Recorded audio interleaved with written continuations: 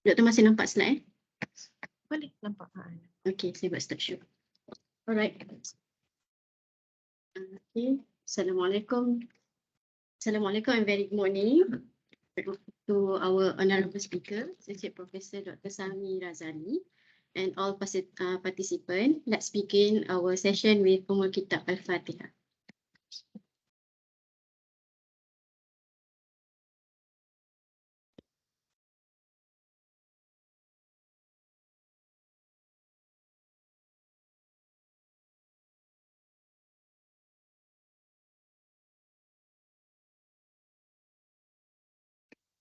Amin, amin, ya Rabbal Alamin. So first of all, I would like to welcome our speaker, Associate Professor Dr. Sami, KPK lecturers and all students to PG webinar series. Thank you for your time to be here. Today's webinar topic is caring for your mental health. Okay. Without further ado, I pass the session to our speaker, Associate Professor Dr. Sami. So over to you, Doctor. Thank you very much, Dr. Habibah. Thank you very much actually for College Kejuruteraan, correct? Correct. Yeah, Alhamdulillah, we have a few postgraduates here. So saya rasa saya nak buat sesi ni santai-santai saja, boleh? Boleh, Doktor. Sebab saya pun baru lepas meeting department tadi ya, meeting pocket meeting sebenarnya. So saya punya mindset pun tengah celaru biru sekejap. Sampai saya nak setkan Webex tu pun kan, audionya masih lagi haywire sana sini. Minta maaf kerana itu ya. Dan thank you very much ya kepada semua sebenarnya kerana sekarang ni saya lihat banyak di luar sana mula mengenengahkan tentang kesihatan mental ya. Because sebelum COVID ya, kita lihat kesihatan mental ni kurang diwar-warkan, dan alhamdulillah the silver lining of COVID ni is that people are talking about mental health ya. People are talking about mental health issues. Yeah, people want to know about mental health more than before. Yeah. So alhamdulillah hari ini dah dijemput oleh Kolej Kejuruteraan untuk pelajar-pelajar postgraduate. Ya. Pelajar-pelajar postgraduate Dr. Habibah ya. Betul. Postgraduate daripada Kolej Kejuruteraan. Ya. So mungkin saya juga nak berkomunikasi, nak bercakap-cakap, bersembang-sembang dengan those future doctors ya. You panggil doctors juga kan? Di Kejuruteraan ke bukan? Betul. Kalau PhD doctors IR itu engineer, registered engineer bukan? Professional engineer. Professional engineer. Ya, betul. Berada di satu transisi kehidupan ya, dengan lebih taraf yang lebih tinggi ya, lebih kepada personal satisfaction ya, rather than kerjaya itu sendiri ya.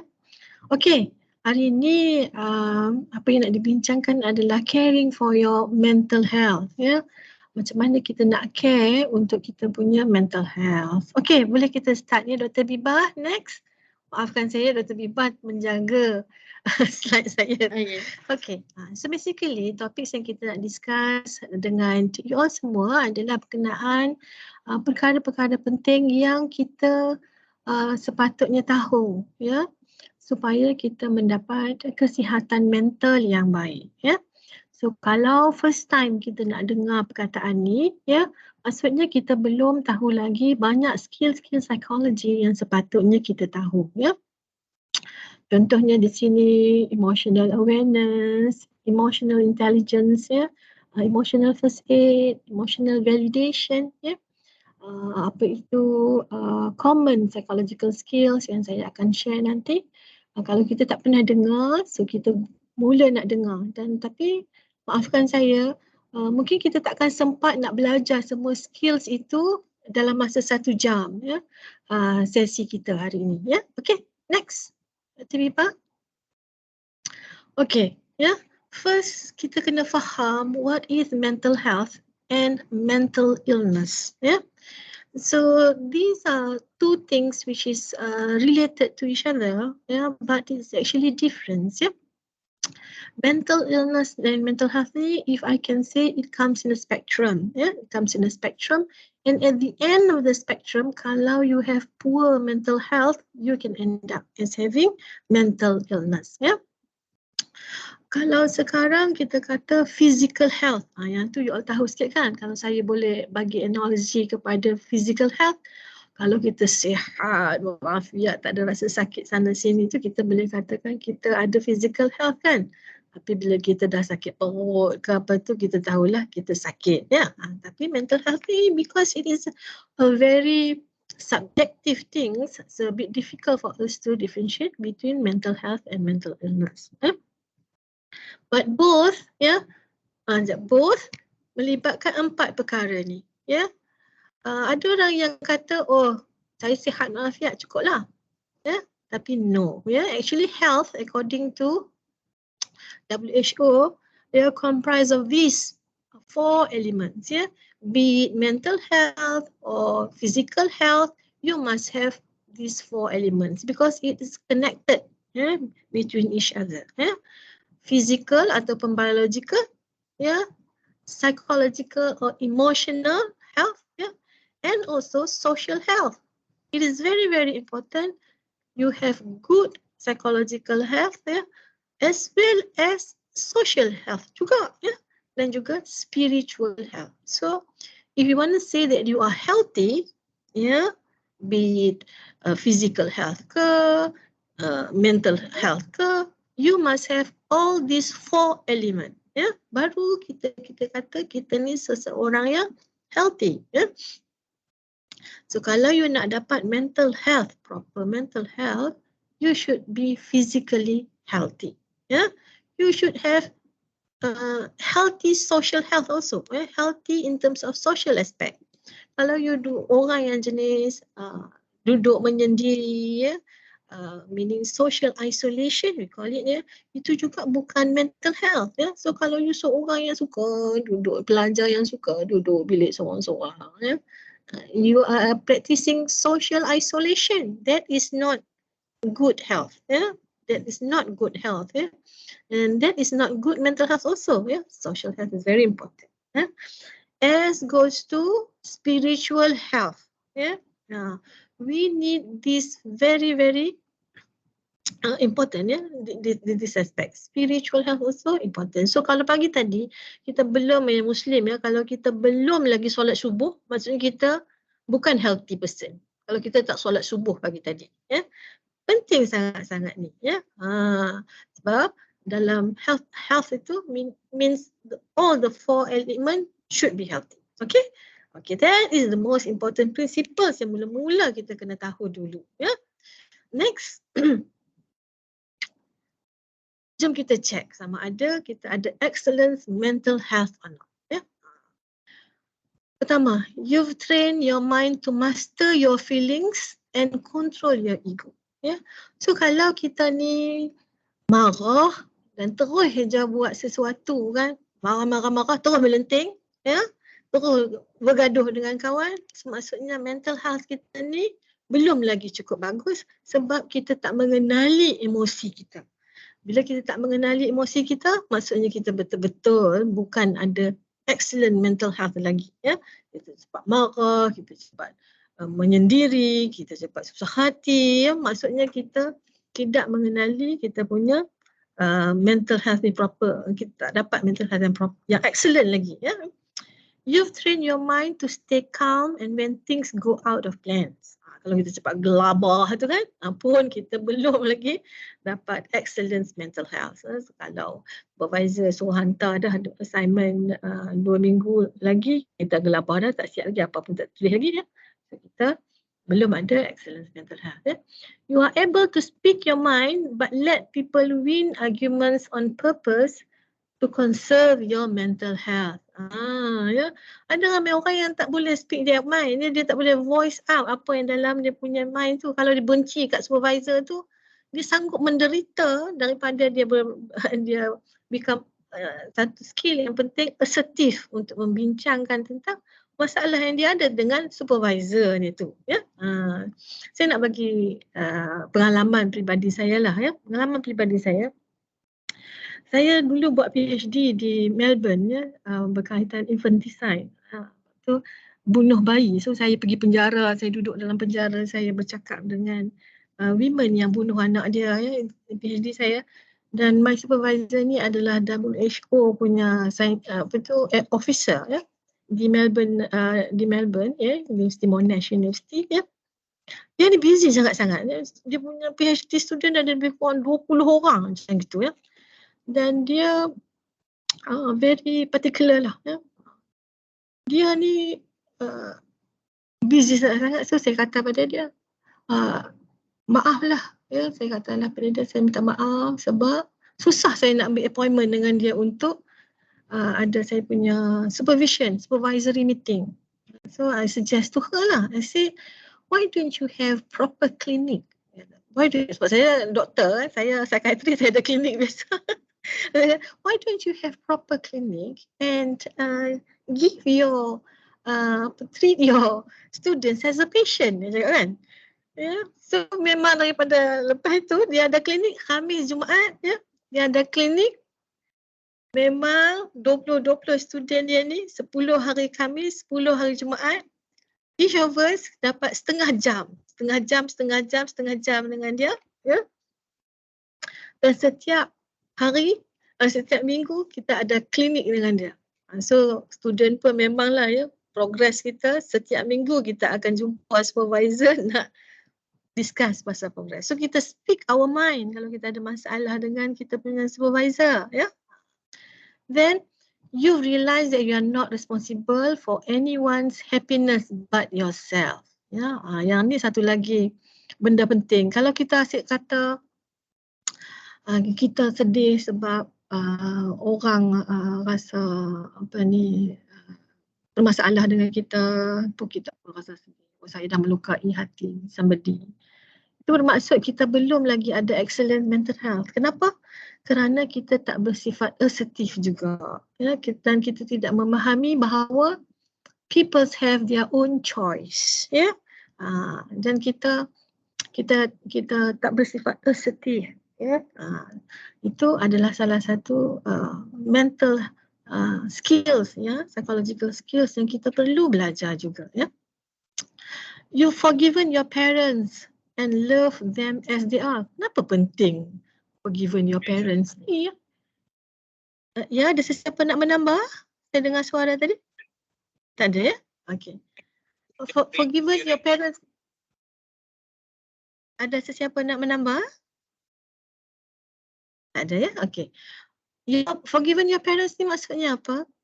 Sebab kehidupan kita ni sebenarnya banyak berkait dengan masa-masa lampau kita bersama parents kita, ya. Kadang-kadang kita stres ni sebab kita marah dengan parents kita, ya. Ini banyak kalau jumpa psychiatrist, kita akan buat terapi yang kita panggil psychodynamic psychotherapy, ya.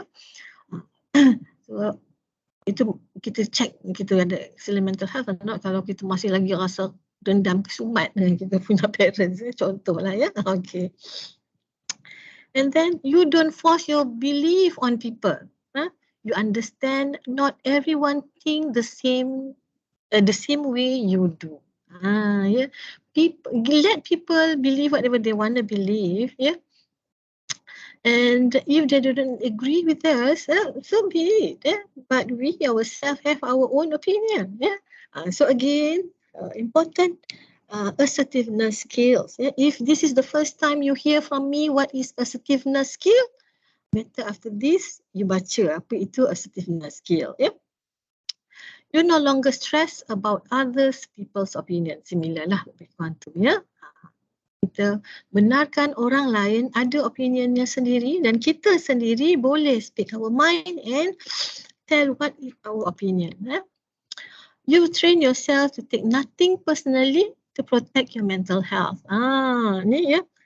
Hari-hari sebenarnya, ya, saya ni dengar masalah orang. Sebab saya psychiatrist ni kerja saya pagi pergi ward, ya, dengar patient punya masalah kan. Dah berapa tahun dah, ya. dekat 20 tahun daripada 1968 ya. So hari-hari dengar ya.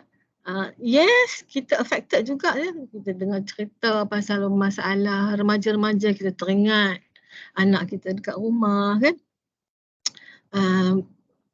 Somehow kita ada juga apa yang kita panggil transference dan counter transference when kita become affected dengan apa yang kita hadapi dan kita relate benda itu kepada diri kita ya. But kalau kita have proper mental health, kita no longer have that mental health problems just because of others ventilating their problems to us. Yeah, you never force anyone to choose you. Yeah? Instead, you let people do whatever please for them. Yeah? You don't allow pain destroy you. Ini penting tu ya. Instead, you build strength from the pain. This is very, very important. In particular, reflection. Yeah, if you know what's reflection, yeah, even though you have this whatever pain, yeah, you use the pain as a platform for you to be a very resilient person. Yeah, and if you have problems, you use the problems as a base for you to be innovative to solve the problems. Yeah, okay. And then you've mastered the art of taking action without waiting for the right time. Ini penting juga ni ya. Kalau nak tunggu masa right time, susah. Lebih-lebih lagi kalau you busy ya. So kita kena learn the art of taking action ya. Walaupun pada hari-hari di mana kita mungkin bukan not in a good mood ya. So kita kena belajar tu ya. Okay, next. Lepas ni saya akan share lah sikit-sikit macam mana tipsnya. Okay. Then we go to just now we are talking about mental health and mental illness. What is mental illness? Ya. Bila you dah tahu kesihatan mental itu perlu ke empat-empat perkara yang I mentioned just now. Bila agaknya kita kata kita ni ada mental illness, ya? First is kita rasa distress sangat-sangat. Ya? Kita rasa memanglah kepala ni macam nak tercabut lah daripada badan. Ya? Distress, sangat-sangat. Ya? Tak boleh tidur, risau sangat-sangat. Ya? Makan pun dah tak selera, kepala pun sakit kepala saja. Ya? Distress kan? Mungkin you ada mental illness, mungkin ya. Then impairment of function. So kalau you dah jadi postgraduate students ni ya, kalau you dah boleh menulis, tiba-tiba kenapalah aku dah tak ada mood nak tulis apa, sepatah pun aku tak boleh tulis dah.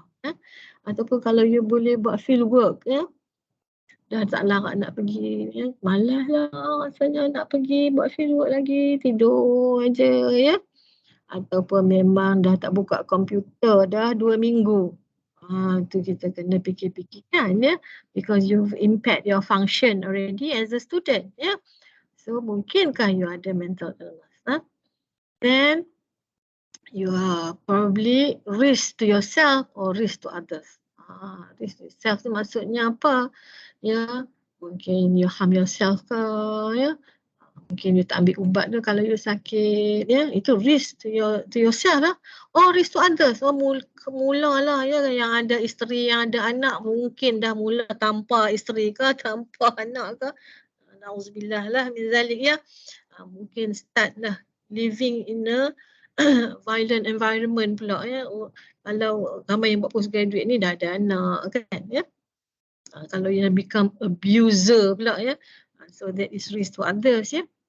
Mungkin kalau yang lelakinya, buat lelaki yang ramai lah ya, dah mula menjadi perpetrator of domestic violence ya, manalah tahu ya, that is perhaps you have mental illness already. And another criteria is atypical response ya. Mula dah nampak hantu ke, dengar-dengar orang bercakap-cakap dengan you ke ya. ataupun mula terasa-terasa ya lebih baik meninggalkan dunia ini ya kerana nak pergi ke dunia baru ke ya itu ya. Atypical response lah tu ya. Mungkin you ada mental illness ya. Tapi kita bukan nak bincang pasal mental illness, kita nak bincang pasal mental health today ya. Okay, next. Okay, first tip saya. Ya, boleh saya panggil nama ke Dr. Bipah? Boleh doktor. Boleh. Doktor. Saya tengok Ada sama-sama. pensyarah juga yang ni, ada staff dengan pensyarah juga yang join kita pada pagi ni. Tak apa. Jadi kita bincang-bincang, sembang-sembang ya, boleh ya? Boleh. Pernah dengar ke emotional first aid? Nama dia dekat sini Najwa. Siapa guess Dr. Najwa ke, student Najwa ke? Ya. Saya masih student lagi. Ya, pernah dengar emotional first aid? Tak pernah. Betul. Kita selalu dengar first aid kit kan. Kat rumah kalau luka tampal kan. Tapi tak pernah dengar first aid. Tapi sekejap lagi kita cerita ya. Okey. Siapa lagi ya? Natasha Abdul Rahman. Profesor ke, Madia ke, doktor ke, cik ke, Natasha? Segan. Tak apa. Nur Faizah. Nur Faizah. Cik Nur Faizah, Dr. Nur Faizah ke Profesor Madia Nur Faizah ke Prof Nur Faizah? Ya, Doktor. Ya. Cik ke, Prof ke, Profesor Madia ke, student ke? Student. Student. Ya, Nur Faizah pernah dengar emotional awareness? Ya, pernah. Pernah, ya boleh. Apa yang mungkin Nur Faizah boleh share dengan kita? Emotional awareness tu. Macam mana apa program ataupun tindakan ataupun seminar-seminar untuk dari segi emosional lah untuk recover macam mana ke? Okey, tak apa. Tu lain sikit pandangan daripada saya lah. Ya, okey. Pandangan saya lain sikit emotional awareness ni ya. Tak apa. Emotional quotient ataupun emotional intelligence. Siapa dia? Kau boleh. Ezrin Harun. Ezrin Harun? Adakah? Tak ada? Ada, ya. Tak ada ya. Ju Ismail. Ju Ismail? Oh, tak ada mic, Ezrin. Okey. Ju Ismail ada? Ju student ke? Ju pun tak ada mic. Tak apa. Ada. Ya, ada doktor. Ya. Ju? Ya. Ju pernah dengar ke emotional intelligence?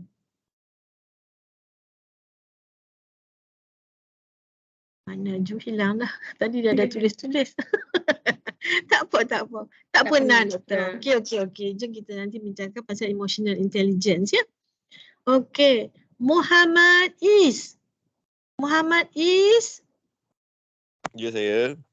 Ya. Ni doktor ke, student ke, Profesor Madia ke? Student. Muhammad Is.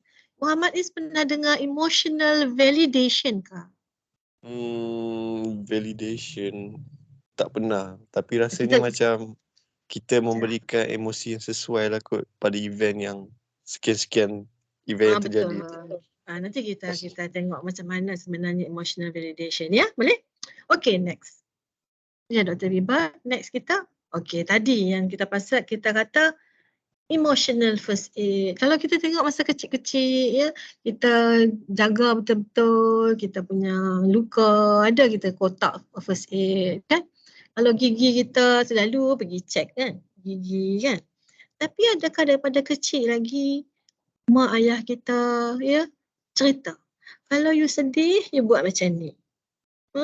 Kalau you susah hati you buat macam ni.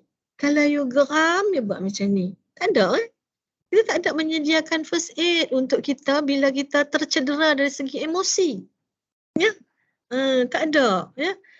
cedera sikit kat luka, ada sikit kat jari, ada kan? Stapler pula ada. Apa? Kita letak handy plus, tempel kat situ kan. Ada kan? Tapi kita tidak menyediakan first aid untuk emosi kita. Ya. Okey, so kita tengok sikit apa first aid, emotional first aid kita. Zabibah. Ya, ni dia emotional aid daripada saya. Daripada saya lah. Saya Salmi. Saya letak copyright situ tu. Ya. Emotional first aid adalah apabila kita ada masalah emosi ni, ingatlah hibur. Ya. Kena berhibur, kena hiburkan diri kita ini bila kita ada masalah dengan emosi kita. Ya. Apa itu hibur?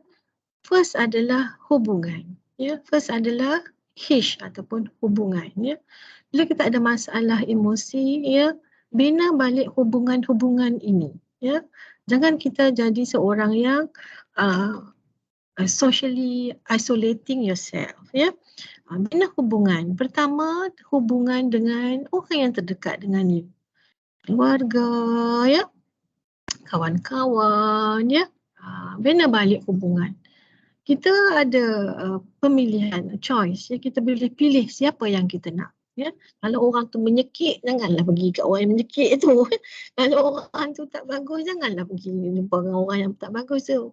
Ada 1001 kawan. Ya. Pilihlah mana satu. Pilih yang positif, pilih yang baik, pilih yang boleh menyimpan rahsia you. Ya. So, bina hubungan semula. Ya. Dan jangan lupa hubungan dengan Allah Subhanahu Wa Taala. Ya, seperti yang saya kata tadi, kalau kita duk asyik tulis kita punya kerja kita ya, PhD kita ni banyak kerja ya. Nak menaip dah, nak tu lah ni lah ya. So, bina balik hubungan dengan Allah Subhanahu Wa Taala ya. Sejam tulis 10 minit solat. Sejam tulis 10 minit lagi solat baca Quran ya. Sebab mengikut teori psikologi kita juga, kita takkan boleh pay attention lama-lama pun ya. Kita perlukan work relax ya. Contohnya, saya nak bagi contoh sekejap. Boleh saya bagi contoh lah. Saya nak berkomunikasi sekejap lah. Ini pemadam bot lah. Saya nak tanya balik saya punya peserta-peserta yang saya berkomunikasi tadi. Ya. Cik Ju. Mana Cik Ju tadi? Aduh, nampak ke? Cik Ju Ismail. Dia tulis kat sini Cik Ju, saya tulis panggil Cik Ju ya. Cik Ju Ismail. Boleh ke? Siapa yang boleh berkomunikasi tadi? Najwa tadi boleh kan? Najwa ada ke? Najwa ada? Soalan tak senang je. Ada. Najwa. Ya. Tak nampak ni. Oh ni okey. Najwa rasa ya. Ni kan? Whiteboard punya ni kan. Berapa berat dia ni? Mungkin 100 gram. 100 gram. Setuju? 100 gram? Setuju kan? Setuju?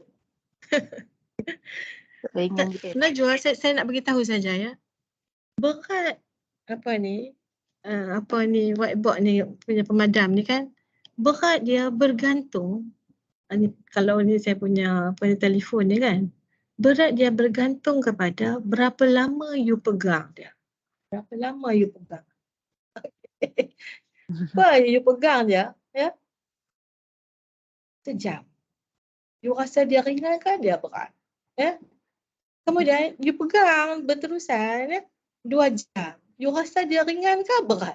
Ya? Kemudian you pegang lagi 3 jam. Ya? You rasa dia ringan ke berat? Ya? Kemudian you pegang lagi 4 jam. Ya? You rasa dia ringan ke berat? Cubalah rasa. 5 jam. Ya?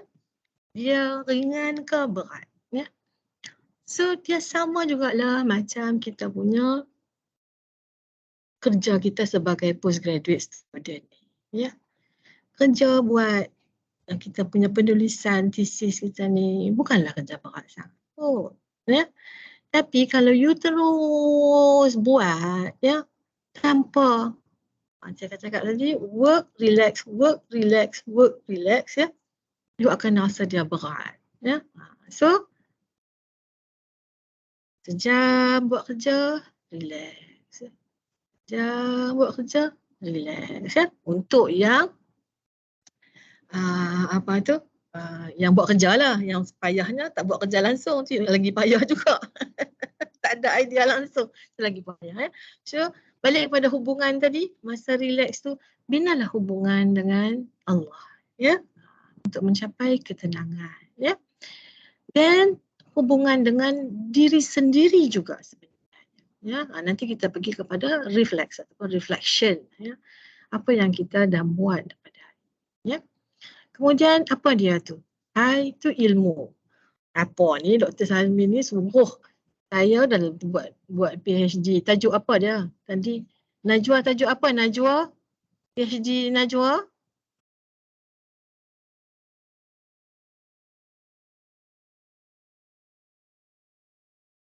Adakah Najwa kat situ tadi? Tak apa. Tajuk lah macam saya lah katakan. Tajuk saya buat PhD infanticide. Adakah saya ilmu tu bermaksud baca lagi pasal infanticide tak? Ya? Ilmu di sini adalah ilmu baru. Ya? Ilmu baru yang you rasa tak berkaitan langsung pasal PhD you. Ya? Tak berkaitan langsung. Ya? So, jangan baca benda-benda macam itu. Jangan fokus benda-benda macam itu. Ya? Fokus kepada benda-benda baru. Contohnya, ya, buka YouTube cara nak lilit tudung. Nak lilit tudung ni pun ada cara. Lilit sini ke, lilit sini ke, lilit sini ke. Ilmu baru tu. Ya. Menyebabkan kita lebih excited. Ya. Supaya dia boleh deviate you daripada benda yang you selalu buat. Ya. Mungkin ilmu tentang macam mana nak buat sushi ke. Ya. Macam mana nak buat masakan Korea yang best apa, saya pun lupa ni ya. Mungkinlah benda-benda baru macam mana nak cari investment yang bagus ke kan. Dah kita dapat ASB 4.6% saja tahun ni ya. Mungkin nak cari pula nak mana kita nak ni kan. Cari ilmu baru. Ya, cari ilmu baru. Mungkin ilmu psikologi, nak tahu apa dia emotional validation tu. Ya. So untuk supaya rentak kita tu tak berpanjangan, macam saya kata pegang ni tadi tu. Kalau pegang lama-lama dia menyebabkan kita tension dan berat jadinya. Walaupun benda ringan. Ya. So belajar sejam, buka sikit benda lain 10 minit. Ya, untuk tahu ilmu baru. Ya. Kemudian B adalah belai diri. Ya, belai diri ni menggunakan 5 deria. Kena belai. Ya. Ya. Apa 5 deria kita tu? Mata. Mata kita ni pun penat juga. Ya. Mata kita ni penat. Ya. Saya bukan cakap tak berdasarkan saintifik ya, dia berdasarkan kepada saintifik punya fakta ya. 5 deria kita tu. Dia boleh become fatigue, penat ya. So mata kita pun penat juga. So bila kita dah penat ya, baca buku ke ya, kita kena bagi mata kita ni relax ya. Dengan macam mana? Tengok bunga ke ya, tengok hijauan ke ya. So benarkan mata kita relax juga. Relax yang paling bagus untuk mata apa dia? Tidur. Tidur sekejap. Ya. Penat mata ya. Okay. Telinga. Ya. Telinga kita pun penat juga. Ya. Kena belai telinga ni dengan mendengar benda-benda yang bagus, menenangkan. Ya. Kerja sejam, mungkin penat. Dengar benda-benda yang menenangkan. Ya. Ikutlah you apa yang menenangkan you. Ya. Kalau you tenang dengan mendengar zikir-zikir. Kalau you tenang mendengar bunyi rock punya music ke, itu is up to you lah. Tapi saya tak boleh lah. Celine Dion punya lagu boleh. Okay. Tenangkan. Ya. hidung kita pun kena juga dibelai dengan pernafasan yang baik. Itu sebab kita kena belajar breathing technique selalu. Ya. Breathing, deep breath. Ya.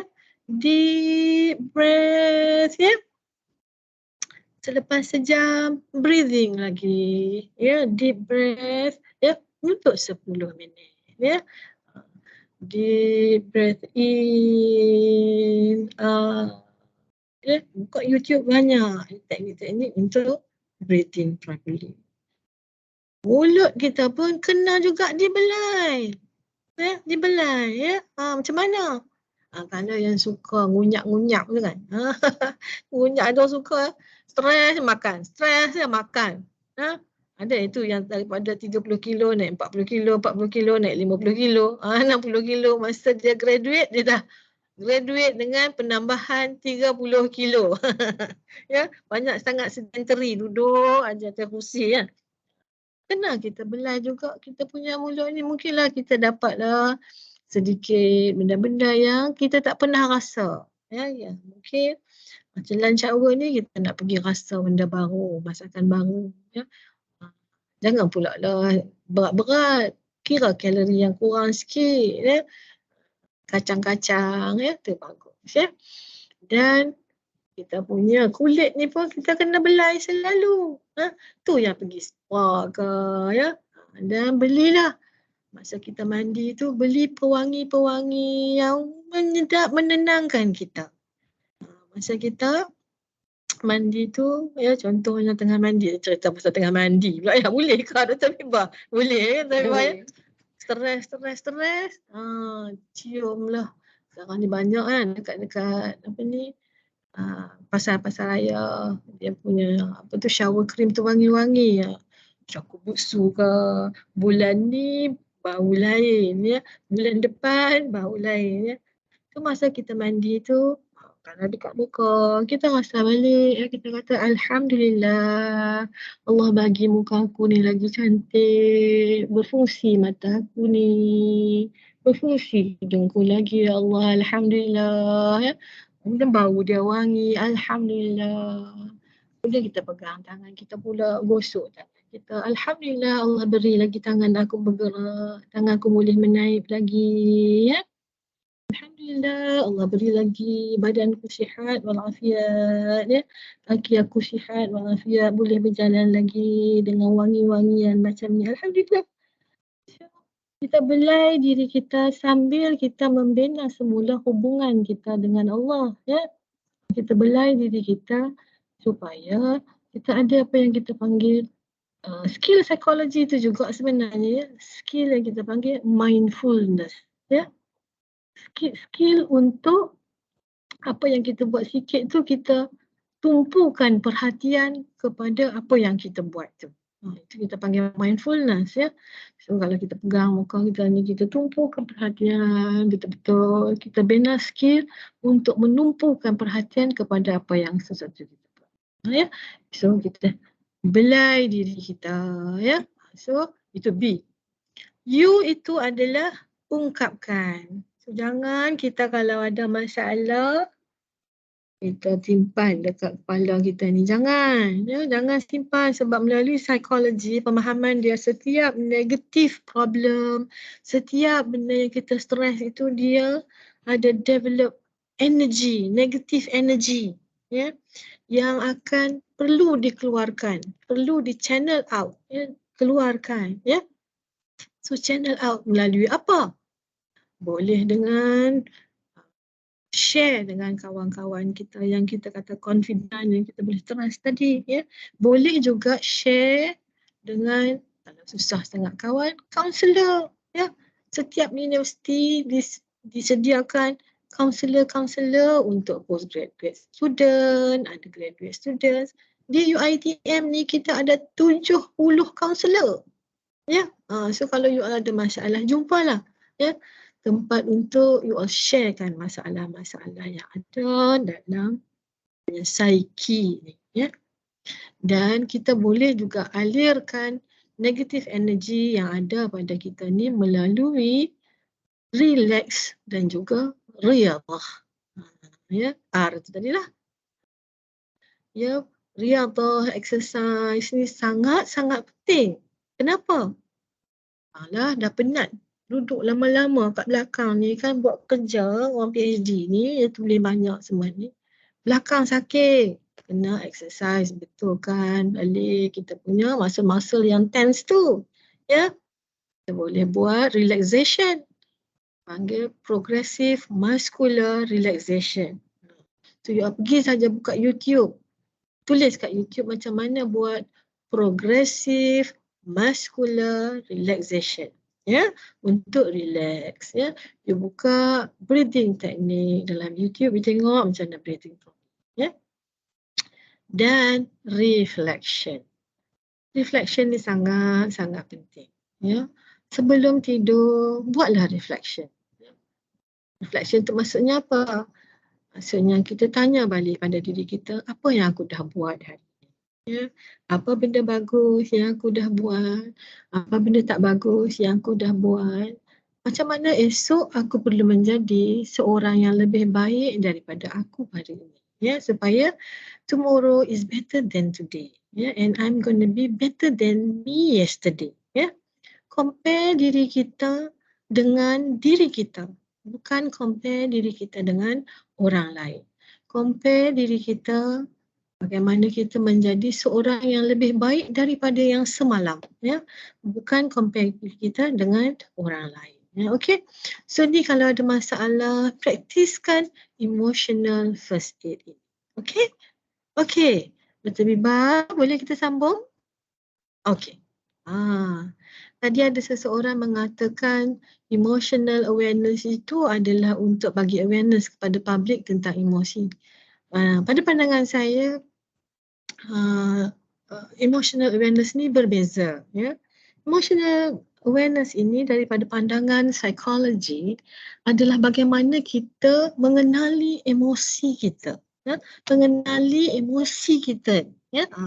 So apakah emosi kita? Jom kita tengok sekejap. Saya nak panggil ni boleh jawab ke? Saya nak panggil guest kita, boleh? Mirsa. Mirsa. Boleh jawab, Mirsa?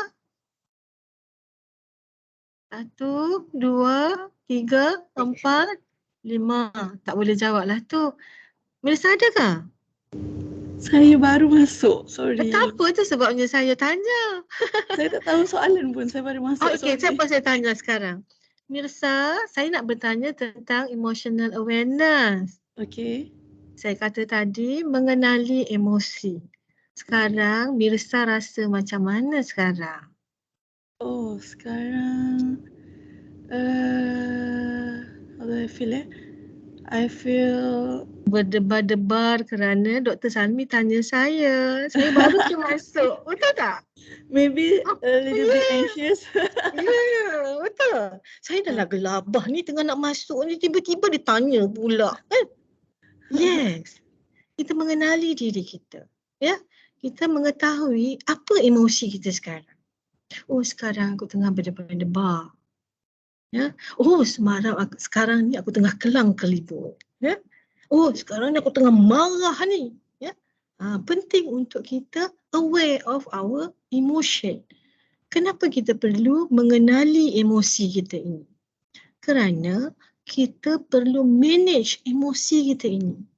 Dan mengenali emosi kita ini adalah langkah pertama. Langkah pertama untuk apa? Nanti saya beritahu. Ya. So sekarang mari kita check kita punya emosi dan kita kenali emosi kita. Mirsa dah tahu dah tadi. Tadi dia tengah gelabah sebab dia baru nak masuk. Tiba-tiba saya tanya dia. Apa entah cerita tiba-tiba tanya aku. Dada dia mula aku nak jawab ni. Masa itu dia tengah anxious. So sekarang mari kita tanya. Apa emosi yang ada pada diri kita sekarang ini? Dia tanya sekarang, ya. Aku tengah rasa apa ni? Saya tengah rasa debar-debar juga sebenarnya untuk pengetahuan you all. Sebab saya pun tengah nak bagi ceramah ni kan. So saya pun tengah debar-debar. Betul ke tak betul ke cakap ni kan? So apakah anda punya emosi. Itu adalah emotional awareness. Dia sangat-sangat penting kerana, okey, Ribah, kita sambung next. Kerana ia adalah first step kepada reaksi fisiologi tentang emosi kita. Kerana ia adalah first step kepada emotional intelligence, ya. Kerana ia adalah first step untuk kita manage emosi kita. So kita perlu sedar dulu apa emosi kita, baru kita boleh manage kita punya emosi ini, ya. So first step itu adalah key kepada subsequent process, ya. So emotional awareness itu sangat-sangat penting. Kita kena aware of our own emotions. So first kita kena tengok, kena faham apa itu stress physiology and reactions. Sebenarnya ya, kalau kita ada stres ataupun perubahan emosi yang ketara, dia bukan setakat mimik muka, bukan setakat lenangan air mata, ya. Dia sebenarnya berlaku banyak benda dalam fisiologi, dalam tubuh badan kita ini, ya. Pada brain kita ini ada sesuatu berlaku, ya.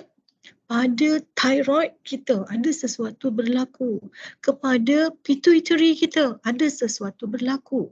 Kepada adrenal kita ada sesuatu berlaku. Kepada tangan kita ada sesuatu berlaku. Ya, kepada perut kita pun ada sesuatu berlaku. Ya, itu adalah stress physiology. Ya, jom saya share kepada you all lebih mendalam tentang stress physiology ini supaya you all faham, ya, apa berlaku pada diri kalau ada perubahan kepada emosi ataupun stres. Next. Okay. Brain kita ni, ya, kalau kita stres, ya, dia sebenarnya ada dua jenis tempat brain yang sangat-sangat penting. First adalah klik rotary bar. First adalah area di mana kita mengawal emosi, tingkah laku kita ini secara sedar.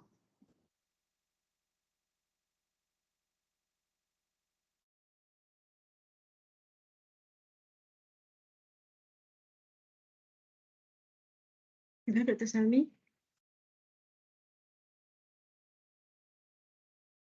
Apa? Tak ada apa ya? Okey. Okey. Tak ada apa ya? Tadi macam freeze ke saya seorang je freeze tak tahu. Oh, tak. Freeze ke? Saya rasa tidak boleh. Ya. Prefrontal cortex itu sangat important sebab kita akan mengawal emosi kita secara conscious. Ya. Contohnya kalau kita marah, kita kata, aku sedang marah ni. Dan ia akan pergi ke conscious part of our brain. Ya. Tetapi klik rotary bar. Ya. Kalau kita tak ada kesedaran emosi, tak ada emotional awareness tadi, dia akan pergi kepada another part of the brain, kita panggil emotional brain, ya, ataupun kita punya limbic system, ya, unconscious part of our brain, ya. Sebenarnya binatang pun ada, haiwan pun ada limbic system ini, ya. Dia akan menyebabkan, macam saya cakap tadi, flight and fight response. Ya, ini adalah survival punya response yang berlaku secara unconscious. Ya, bila berlakunya fight and flight response ini, kita akan berdebar-debar. Ya, kita akan tercungak-cungak. Ya, kenapa? Sebab Allah jadikan fight and flight response ini adalah survival mechanism kepada sesuatu stres, kepada sesuatu threat, ya. So kalau kita tak sedar emosi kita, ya, emosi yang terganggu ini akan pergi ke unconscious part of the brain, ya, yang kita panggil limbic system ataupun emotional brain, ya. So kalau you tengah banyak kerja sangat-sangat, you rasa susah hati, you rasa dah stres sangat-sangat, Cepat-cepat kata pada diri, aku tengah stres sekarang ini. Aku tengah sedih sekarang ini. Supaya emotional awareness akan menyebabkan kita memilih prefrontal cortex untuk manage kita punya emosi dan masalah kita. Ya, bukannya unconscious part of the brain. Sebab unconscious part of the brain akan pergi ke limbic system yang boleh menyebabkan pelbagai stres fisiologi yang boleh menyebabkan hormon kita berubah, ya. Hormon kortisol kita naik kalau dia memilih HPA exist. Hypothalamus adrenal exist akan menghasilkan banyak kortisol, ya.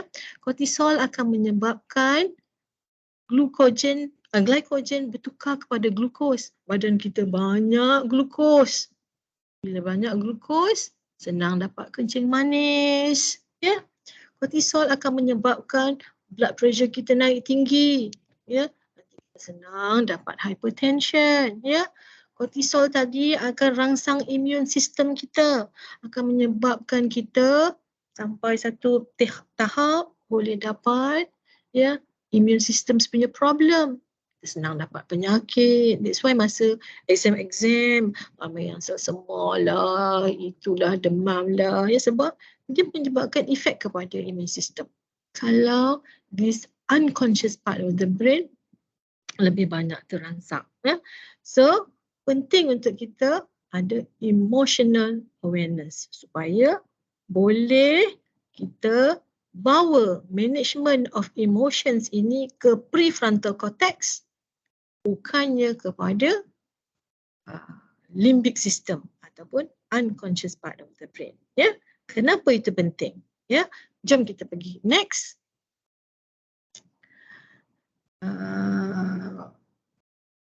Sekejap lagi saya akan pergi ke emotional intelligence sebenarnya.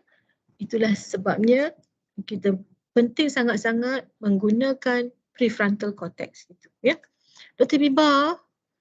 Yes. Saya dah banyak kesedaran sebenarnya. Saya nak tahu sama ada orang faham ke tak apa yang saya nyatakan ni. Dr. Biba faham ke, Dr. Biba? Siapa? Faham tak? Faham, ya? Ya betul. Cuba Macam mana yang pelajar-pelajar yang lain? Saya kena tanya Tak juga. respon daripada pelajar lain?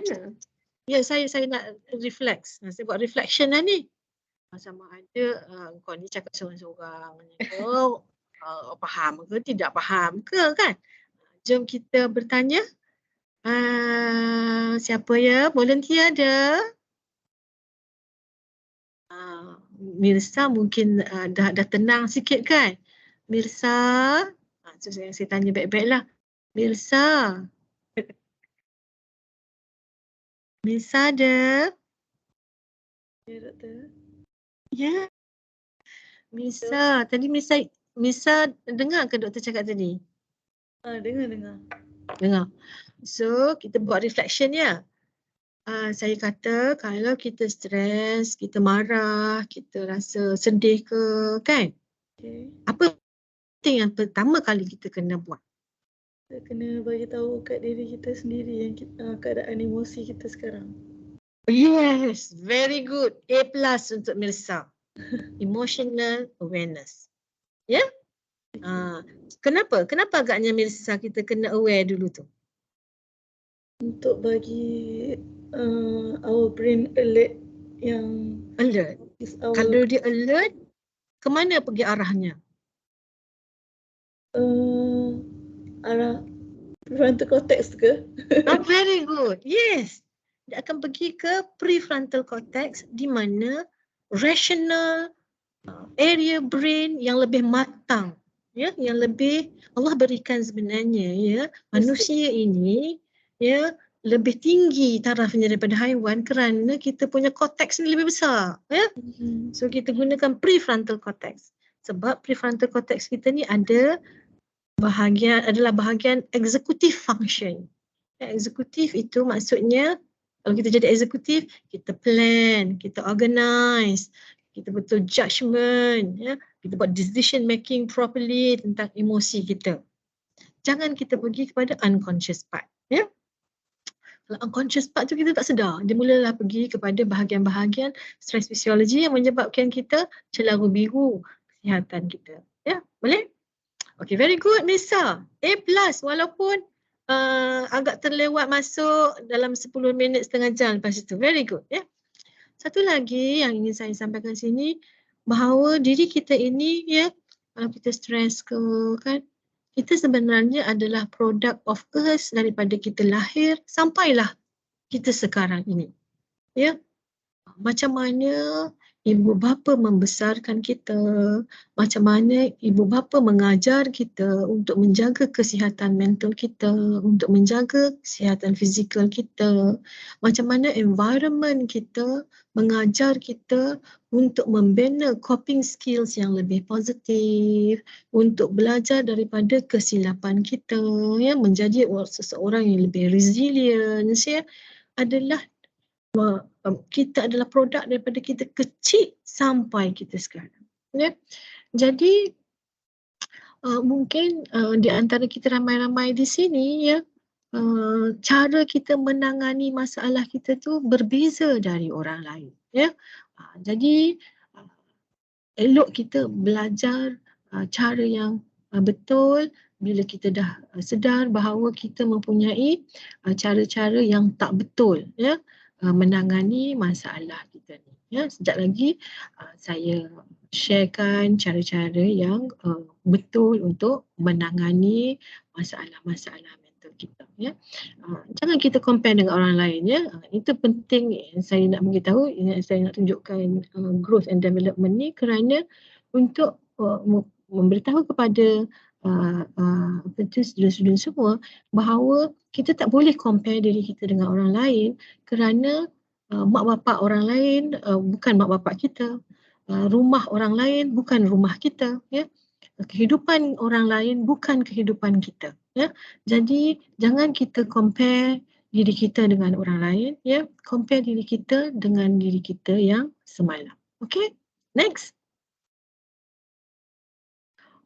Lagi satu pemahaman tentang psikologi ni yang penting adalah ni, ya, adaptations to stress ni tadi, ya. Sebenarnya kalau kita ada masalah, ya, mula-mula kita akan sedaya upaya, ya, untuk make sure kita ni stabil, ya. Kita akan pada awalnya, kalau kita tengok first stage tu kan, tak ada masalah. Contohlah, ya, DRP kita fail. Contoh, ya Allah Tuhanku, DRP aku fail. Mestilah kita murung, monyok, susah hati kan. Itulah itu alarm stage. Alarm stage kepada sama ada kita akan okey ke tak okey kan. Sebab kita akan ada satu alarm stage, ya, di mana dia mulalah mobilize yang fight and flight response tu, ya. Kita mulalah selalu berdebar-debar, risau, ya. Dan kita akan bereaksi dengan lebih vigilant lagi terhadap kehidupan kita. Mulalah kita check balik apalah kita punya, mana kesilapan kita. Contoh kalau kita DRP kita fail kan. Kita panggil alarm stage. Kemudian kita akan cuba untuk pastikan kita okey juga. Kita menggunakan semua resources yang ada dalam badan kita ini. Ya, itu kita panggil resistance stage. Ya, dan supaya kita bagus juga kan. Kita akan menggunakan semua resources yang kita ada. Jika stres kita berpanjangan, ya, kita akan pergi ke exhaustion stage. Ya. Kalau kita manage stress properly, kita akan maintain lah, ya, kita sebagai seorang yang resilient dan juga sebagai seorang yang mempunyai mental health yang masih stabil. Tetapi kalau kita tidak menggunakan cara-cara psychological skills yang betul, kita akan zoom ke bawah, ya. Dan pada ketika exhaustion stage ni lah, ya, bila kita dah menggunakan semua resources yang kita ada, tapi still kita fail untuk menangani masalah-masalah kita, masa phase inilah, ya, kita akan senang dapat mental illness, social illness dan juga psychological illness, ya. Dan ada juga yang sampai hilanglah dia punya spiritual health tu. Adalah yang sampai nak commit suicide. Ya. So kita kena belajar betul-betul cara nak menggunakan resources kita betul-betul supaya kita tak zoom ke bawah sampai ke stage 3. Ya. So jom kita pergi lagi. Jom next. So tadi kita dah belajar basic psychological element ya. Saya dah bagi tahu bahawa kalau kita stress, dia ada very fast cascades of stress physiology yang melibatkan brain kita, melibatkan kita punya organ-organ pituitary, kita punya hypothalamus, pituitary, adrenal axis, menghasilkan kortisol, ya, ganggu kita punya thyroid function test semua, ya. Benda ni semua cepat Allah jadikan, very fast, ya.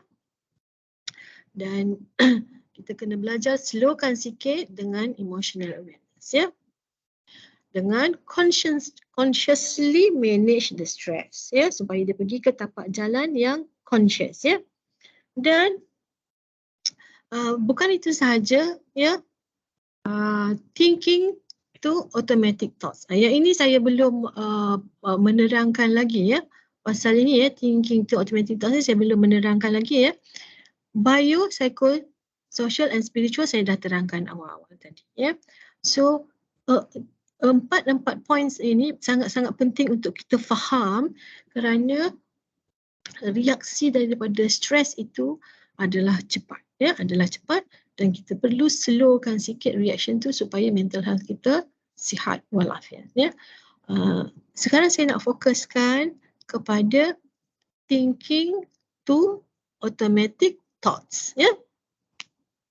Remember saya cakap tadi, sekejap, ya. Remember saya cakap tadi tentang survival ways of Allah jadikan kita, ya, macam mana bereaksi terhadap stres, ya. Kita ada fight and flight response, ya. Mungkin Dr. Biba boleh ke belakang sikit, boleh Dr. Biba?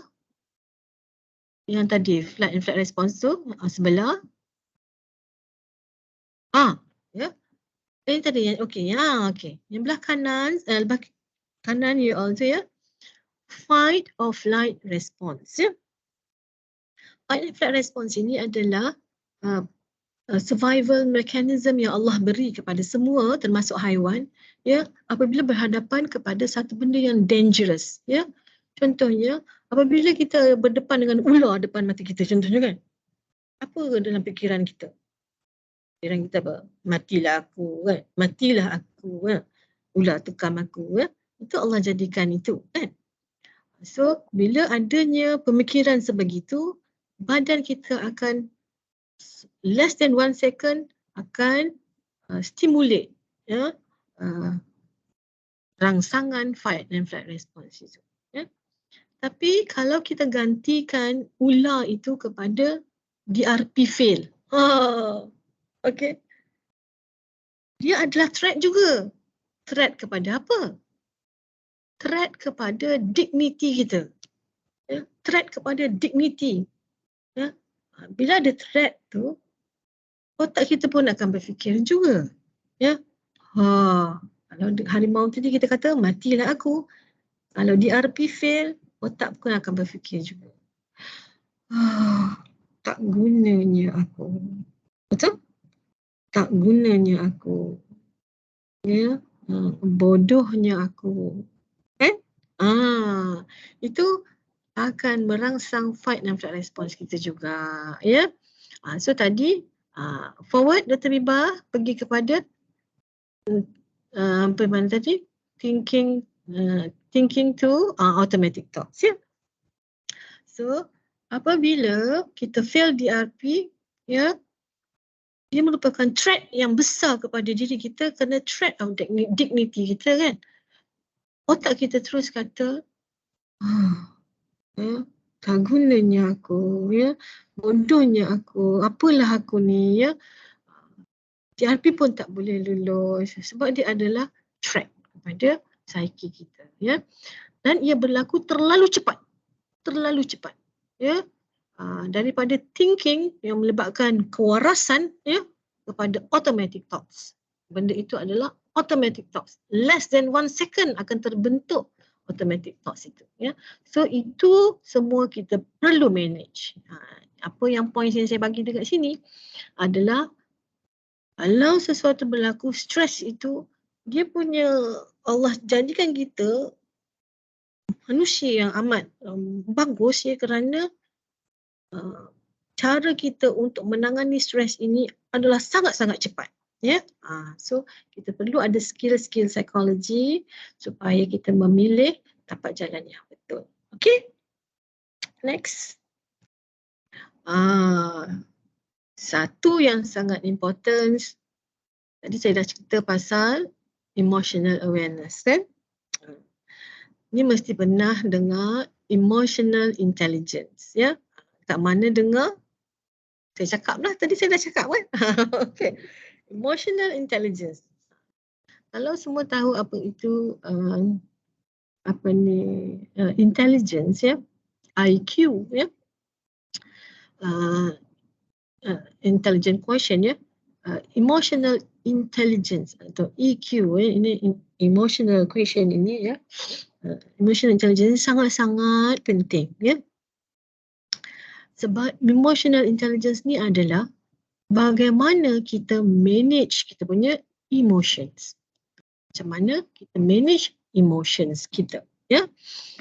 Tadi kita dah cakap dengan Mirsa, kan, ya. First, kita kena ada emotional awareness. Itulah tu yang pertama, self awareness tadi, ya. Selepas kita aware, barulah kita boleh manage emotions kita, ya. Kalau kita tak aware, kita tak boleh nak manage, ya. So kita kena aware dulu dan kita belajar untuk manage emotions kita tu, ya. Kita perlu ada self management of the emotions. Then social awareness, barulah tadi kita aware dengan interaksi kita dengan orang lain, ya. And relationship management, ya.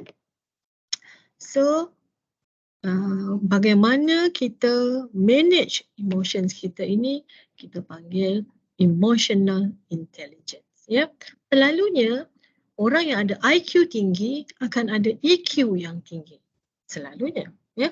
Tetapi jika dia hidup dalam violent environment, dengan parenting exposure yang tidak bagus, ya, walaupun dia punya IQ tinggi, ya, mungkin EQ-nya ada terganggu sedikit, ya, akibat daripada eksternal yang tadi influences, ya.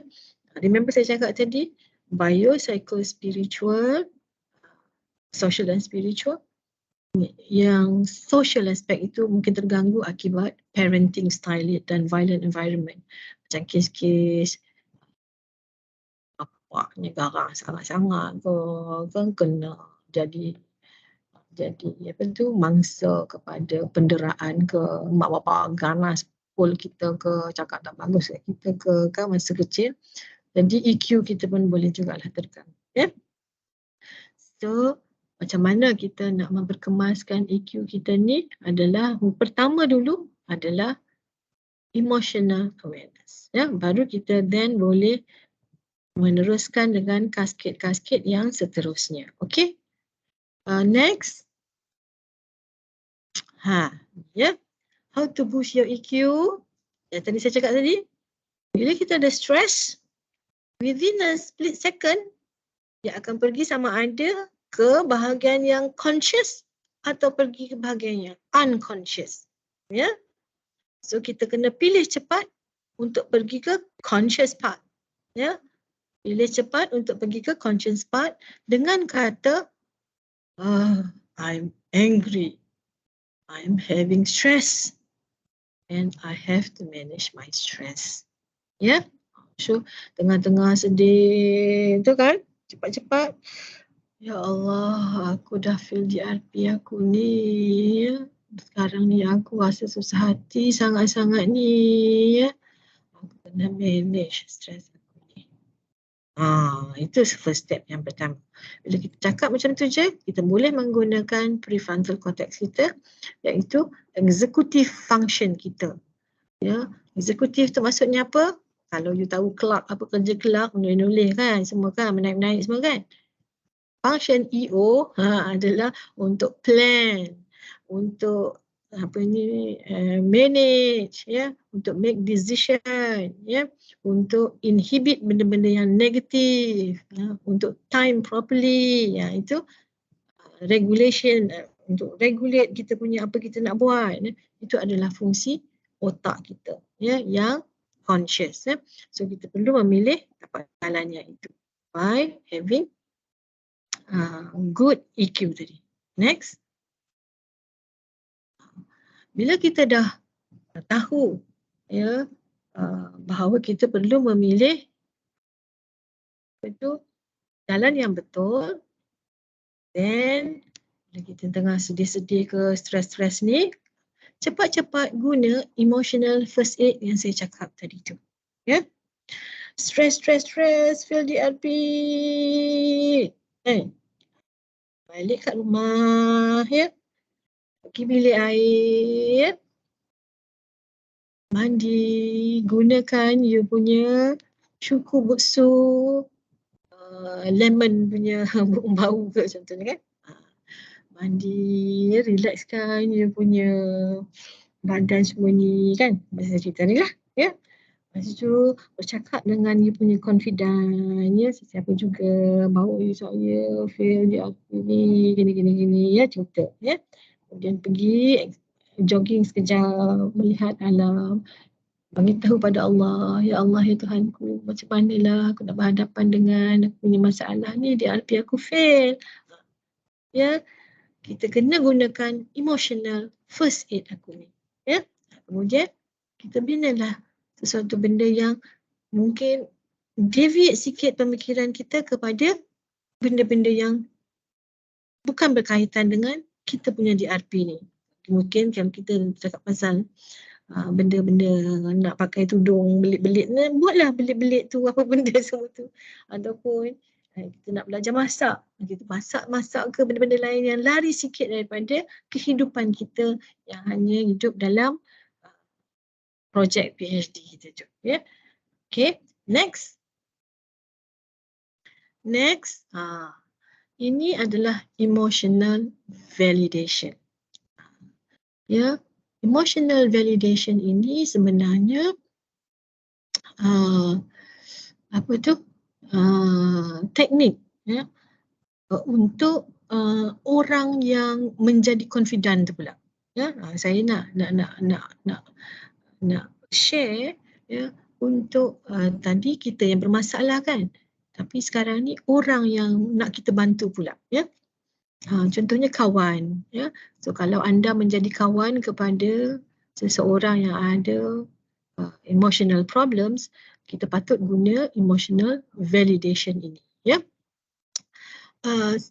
Saya nak buat reflection juga ni, sama ada saya membosankan ke, boleh faham ke tak ke. Boleh saya tanya Muhammad Is, apa saya tak pastilah. Saya nampak. Okay. So far boleh faham ke apa yang saya cakap? Ke saya bercakap seorang-seorang, tamu benda lah kau ni cakap. Macam mana Is? Faham je. Boleh? Kalau Is ada Boleh. masalah, namanya Muhammad Is Hakimi. Kalau Is ada masalah, apa yang Is kena buat, Is? Buat hobi, layan hobi jap. Sebelum. Is ada masalah tak sebelum ni? Ada je. Contoh?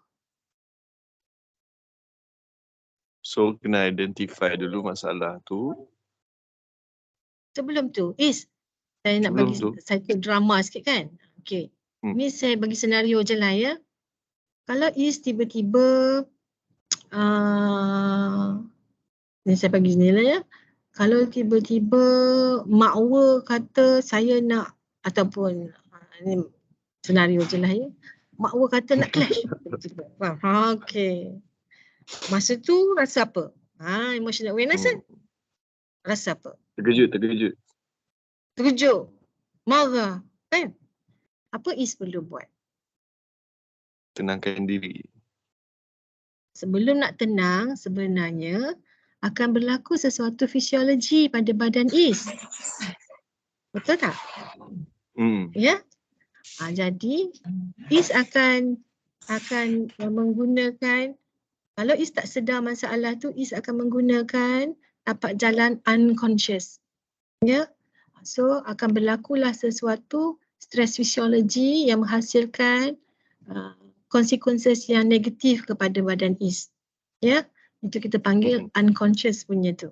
Ya? So apa yang Is perlu buat? Kena declare, alamak. Macam tu lah. Kena aware. Supaya boleh Kena tahu. aware. Kena aware. Ya? Kena kata, aku tengah dicabar oleh aku punya girlfriend. Aku tengah sedih sekarang ni kan. Ada pula dia dump aku pula. Okey. Aku tengah marah, aku tengah sedih, aku tengah ni ya. Supaya dia pergi kepada tapak jalan yang conscious. Ya. Baru boleh nak problem solving. Ya. Okey. Sekarang ni jika Is pula berhadapan dengan seseorang ya yang tengah stres ya. Ini kita nak ajar emotional validation pula ya. Emotional validation ini adalah cara untuk kita validate emosi seseorang supaya dia boleh alirkan semua masalah-masalah itu keluar. Ya. Contohnya, Is masih standby kat situ ya. Sebab saya nak menjadi Is sebagai orang yang membantu saya. Ya, okey. Let's say lah, Is ada masalah kan. Cuba Is cerita sikit masalah yang cerita dengan girlfriend tadi, clash tadi tu. Cuba cerita kat saya. Tak ada. Ini drama, psikodrama. Drama je, drama. Okey.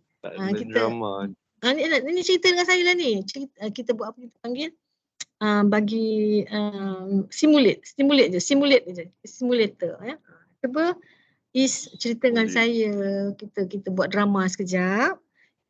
Cerita dengan saya bahawa Is tengah baru lepas clash dengan makwa. Okey. Macam mana? Cuba try. Okey. Saya dengar. Okey. Macam mana? Kira macam Prof ni sebagai kawan tak? Ya. Saya sebagai kawan. Saya nak menggunakan emotional validation ni. Okey. Macam mana nak cakap? Weh, aku tengah down lah. Cik kelakar je. Okey. Macam mana ni? Macam tu lah. Saya dengar you cakap you tengah down. Cuba cerita sikit Is. Apa cerita ni Is? Cerita dia macam tak ada masa depan dia dengan dia tiba. Saya dengar tadi Is down ni sebab Is rasa tak ada masa depan lagi. Masa depan dengan bukan siapa? tak ada masa depan.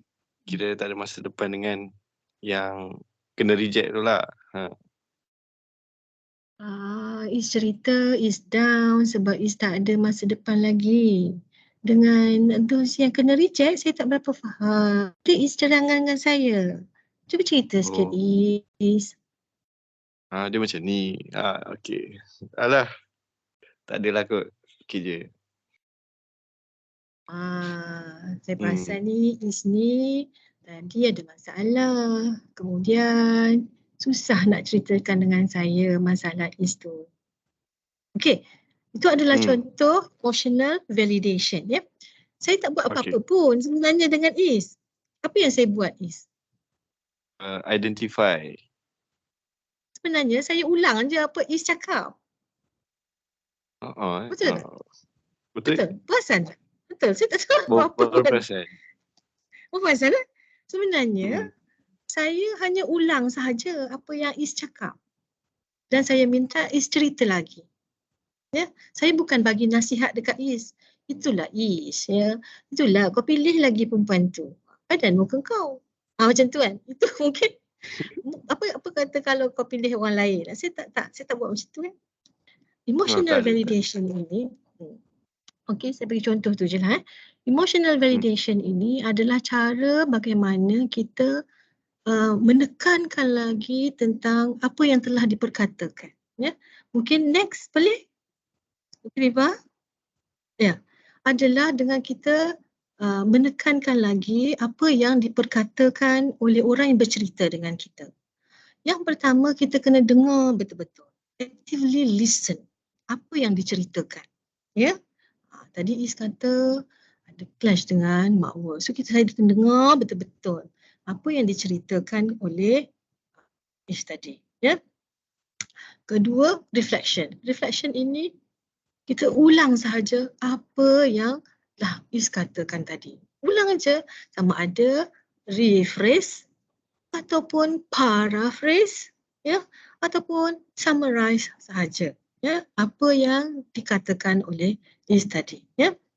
Dan of course kita kena fokus kepada Is lah, bukan cerita pasal orang lain pun, pasal Is, ya, client centered, dan minimize lah barrier. Susahlah sikit sebab ada kita berkomunikasi dengan komputer ni kan, susahlah kita nak ni, so kita kena minimizekan barrier sebenarnya, ya, untuk memudahkan kawan kita yang stres tadi mengalirkan semua emosi-emosi yang terganggu itu keluar, ya. Itu dinamakan emotional validation. Kalau kita ada stres, kita perlu berjumpa seseorang, ya, dan seseorang itu perlu mempraktiskan emotional validation ini supaya kita mudah untuk mengeluarkan stres daripada kepala kita, ya. Ini saya sampaikan di sini, ramai di antara kita yang suka memberi nasihat. Untuk seseorang yang stres, memberi nasihat tidak bagus. Ya? Tak usah berjumpa dengan seseorang jika dia adalah tukang bagi nasihat sahaja. Ya?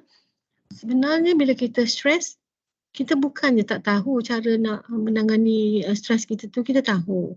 Cumanya kita nak orang dengar supaya stres itu keluar daripada kita punya psyche ini. Ya, channel out daripada kita punya psyche supaya negatif energy itu dikeluarkan. Ya, itu adalah step kedua yang sangat-sangat penting. Ya, step di mana negatif energy tadi tu dikeluarkan daripada kita punya psyche. Ya. So, macam mana caranya? Dengan berjumpa dengan seseorang yang pandai untuk mendengar masalah kita. Ya, pandai untuk bukan bagi nasihat sangat pada kita, hanya untuk melegakan kita daripada masalah-masalah yang ada. Ya, itu kita panggil emotional validation. Next. Dan yang ini goals in life lah, ya. Dalam kehidupan kita, kalau kita ada stres-stres macam ni, kita selalu ingat semula kepada apa goal kita sebenarnya. Ya, kita nak buat PhD ni kan, apa goal kita? Kita kena tahu apa yang kita nak sebenarnya. Kenapa kita buat ni semuanya.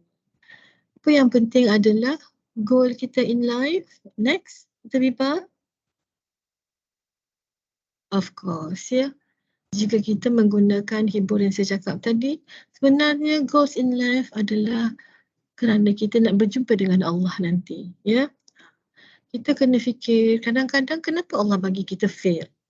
Ya, sebab kita ni tak cukup ilmu lagi. Kita tak sepatutnya lulus sesuatu ujian kalau kita tak cukup ilmu lagi.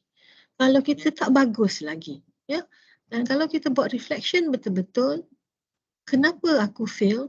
Ya, kerana memang aku tak cukup ilmu lagi. Dan kalau kita belajar secara ikhlas, ya, kita akan mengetahui bahawa memang bagus aku fail.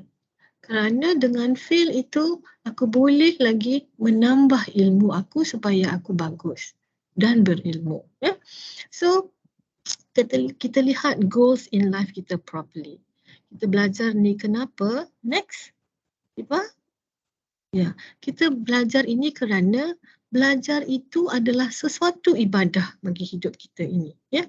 Kerana ya kita pun cakap hari-hari kan, ini setiap hari kita solat kan, kita kata bahawa sesungguhnya solatku, ibadahku, ya, hidupku, matiku kerana Allah. Jadi kalau you all buat PhD, ya, ada banyak hurdles yang berlaku, ya. Alhamdulillah sebab hurdles tu, ya. Kita ambil hurdles itu sebagai sesuatu menjadi panduan kepada kita untuk memperbetulkan diri kita lagi, ya. Tak apa sebenarnya, ya. So kita belajar bahawa apa yang kita nak buat semua ini adalah kerana Allah, ya. Dan Allah nak bagi tahu kita kalau kita gagal, kita susah, kerana kita belum cukup baik lagi. So jangan risau kalau kita bermasalah ke, lecturer suruh kita betulkan ke, ya. Kerana kita perlu memperbaiki diri. Okay, next. Yes, ni closing time jugalah. Next. Dan insyaAllah, ya, congratulates kepada semua kerana anda telah menjalankan apa yang telah dianjurkan, ya, dipentingkan dalam agama kita, kerana kita patut berterusan menuntut ilmu. Next. Coping tadi, ya. So selepas kita ada masalah, kita kena ada emotional awareness, ya, dan kita telah menggunakan tapak jalan yang betul, menggunakan kita punya prefrontal cortex itu, then kita gunakan hibur gitu, dan kita relax, barulah kita pilih-pilih, ya, coping style yang betul, ya. Kita pilihlah coping style yang sihat, ya. Bukan coping style yang negatif, ya. Kalau negatif tu yang sakit tu lah, ya. Suka salahkan diri sendiri, ambil jalan singkat, ya. Mungkin isap rokok banyak, ya, pergi minum ke, ya. Mungkin buat benda-benda yang negatif, itu adalah coping style yang negatif, ya. So ambillah jalan coping style yang positif, ya. Dengan aktifkan diri, dengan memohon bantuan, ya. Itu adalah coping style yang lebih bagus. Of course, kalau secara psikologi, ya, kita ada coping style yang problem focus ataupun emotional focus coping. Tapi itu kita perlu belajar lebih mendalam mungkin dari sesi yang akan datang. Next. Ini problem focus coping. Saya bagi satu contoh lah. Problem focus coping. So, bila you stress, saya ulang balik semula. Bila you berhadapan dengan sesuatu stress, start dengan emotional awareness. Oh, aku tengah stress sekarang ni. Ya, aku perlu manage stress aku. Then kita praktiskan emotional first aid tadi, gunakan hibur. Then kita boleh pilih problem focus coping. Ni problem focus coping ni, ya, salah satu contoh coping, ya. Dengan fokus kepada problem. Okay. Lepas kita dah relax, menggunakan hibur itu, baru kita kata, pada waktu yang tepat, kita akan cakap, sekarang ini aku perlu gunakan selesai untuk menyelesaikan masalah aku. Ya. So, barulah kita gunakan one by one coping ini, selesai ini. Ya. Untuk selesaikan masalah kita. Lepas kita sedar yang kita ada masalah, ya, kemudian lepas kita gunakan hibur, elakkan stres dan lapangkan fikiran, kita gunakan hibur, E. Then the L, kita list dan senaraikan masalah yang ada. Jangan listkan dalam otak, listkan di kertas. Sebab bila kita listkan dalam otak, otak akan makin tepu, makin burn out, makin stres. So kalau you ada masalah, tulis. Tulis, ya, list satu-satu. Bila kita list satu-satu, kita baru nampak, ya. Sebenarnya mungkin kita hanya ada 5 problem. Kita mungkin ada 3 problems, ya. Tapi kalau you biarkan tapak jalan yang fight and flight response itu, kalau you biarkan tapak jalan unconscious, ya, you akan membawa kepada 1001 masalah kerana limbic system kita tadi, yang tadi kita tahu limbic system yang unconscious tadi tu, ya, kerana dia akan link kepada bahagian otak yang kita panggil hippocampus, ya. Dalam limbic system kita, hippocampus itu akan link kepada peristiwa-peristiwa lepas. Jadi, you akan nampak masalah you yang 3 tadi seolah-olah ada 1001 masalah. Ya, you akan nampak banyak sangat masalah. Ya, so kita perlu listkan dekat kertas, ya, apa masalah kita, baru kita nampak dengan jelas. Baru kita boleh plan properly. Baru kita boleh menggunakan executive function kita. Baru kita boleh menggunakan prefrontal cortex kita untuk selesaikan masalah. Ya. Then E, elok kiranya ada yang membantu. Macam saya cakap tadi, mental health is including social health. Kita perlukan bantuan orang kalau kita ada masalah. Ya, jangan dengan bangganya mengatakan no, saya ada kekuatan dalaman tersendiri, saya anak jantan, tak payah nak minta pertolongan dari orang lain. Jangan, ya. It's okay to ask help from others. Ya, elok kiranya ada yang membantu. Ya, kemudian kita S. Kita tengok list kita tadi tu, nombor 1 aku ada masalah dengan DRP aku. 2, aku ada masalah dengan pembelajaran aku. 3, aku ada masalah dengan girlfriend aku. So, then kita susun supaya perkara penting didahulukan. Susunlah mana satu kita punya problems yang urgent dulu. Prioritize kita punya tu. Then kita analisa buruk baiknya. Ya. Then last kali, pas kita analisa, kita tengok agaknya yang mana satu yang aku akan pilih untuk menjadi penyelesaian kepada problems aku. Ya. So semua ni kita buat kat kertas tau. Kenapa? Kerana kita tak nak menyesakkan otak kita. Ya. Sebenarnya kalau kita tak tulis dekat kertas, inilah yang dibuat oleh otak kita. Ya. So itu baru satu masalah. Kalau you ada banyak masalah, bayangkan berapa senaknya you punya otak untuk memikirkan masalah-masalah yang ada. So, one of the important coping adalah problem focus coping dengan menggunakan formula selesai ini. Ya. Next. Dr. Bibah, kita ada lagi ke Dr. Bibah masa ni? Dr. Bibah? Kalau ikutkan kita, tadi kita start lambat, so kita ada lagi 15 minit lah doktor. 15 minit. boleh Kita lagi masuk ke semua? Q&A. Boleh? Okey, doktor cepat-cepatkanlah. Ya. Skill ini saya tak berapa fokuskan tadi. Satu lagi skill adalah locus of control. Ya. Locus of control ini maksudnya kita punya skill psikologi di mana siapa yang menentukan kehidupan kita ini. Adakah orang lain yang menentukan ataupun external locus of control atau kita yang menentukan locus of control. Contohnya, kalau kita fail dalam DRP kita tadi kan, kita kata, ni semua ni sebab akulah. Ataupun kita kata, ni semua sebab lecturer. Lecturer ni tak mengajar aku dengan bagus. Ya. Ni semua sebab mak bapak aku. Sebab tak bagi kereta ke aku, so aku tak boleh nak pergi ke kelas. Ini semua disebabkan oleh itu external locus of control. Kalau internal locus of control, kita akan kata, aku fail DRP ni sebab aku tak cukup lagi ilmu di dada. Aku boleh perbetulkan diri aku. Kalau kita fokus kepada external locus of control, susah untuk kita menukar orang lain sebenarnya.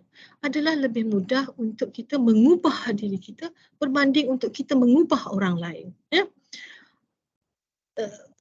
Yes, dalam kehidupan kita ada internal dan external locus of control. Tapi jika kita rely on external locus of control terlalu banyak, nanti kita akan lagi susah. Sebab sebenarnya susah untuk kita mengubah orang lain. Ya? Berbanding kalau kita boleh mengubah diri kita sendiri. Ya. Dan setiap perkara yang bila kita berhadapan, kita fikir, apa yang aku boleh ubah? Ya. Jangan kita fikir apa yang orang lain boleh ubah. Ya.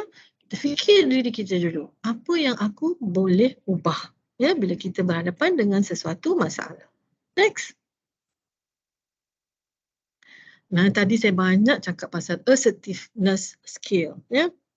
Bila kita dah ada stres, betul, kita boleh manage, kita tanya diri kita, adakah aku ni assertif? Ya, adakah aku ni assertif? Adakah aku menjaga hak saya? Ya. Sebab Allah jadikan kita ini untuk menjaga diri kita. Ya. Kita ada hak terhadap diri kita sendiri. Saya Salmi ni, ya, Allah jadikan saya ini untuk menjaga mata saya, untuk menjaga pemikiran saya, untuk menjaga tangan saya.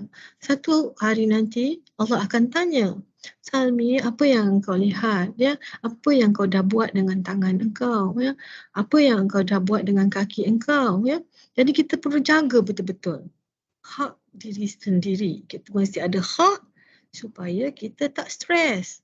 Kita ada hak supaya kita tak susah hati. Kita ada hak supaya kita gembira. Jadi kita kena fokus kepada diri kita. Ya, dahulu sebelum kita fokus kepada orang lain. Sebab kita telah diberi tanggungjawab menjaga diri kita. Ya. A adalah angguk saja bawa derita. Ya. Adakah kita tidak mempunyai skills S itu? Ya. Bolehkah kita kata tidak? Mungkin kita orang yang jenis tak tahu nak mengatakan tidak. So kita kena perbetulkan assertiveness skill kita itu. Ya. Adakah kita tak tahu untuk mengatur tutur kata kita dengan tegas untuk menyuarakan pandangan kita? Jadi kita kena check balik kita punya skill. Tidak pandai untuk menyatakan apa yang patut kita kata. Adakah kita asyik kata yes sahaja dekat everybody? Adakah kita asyik mengatakan yes sahaja kepada apa yang orang suruh kita? Ya?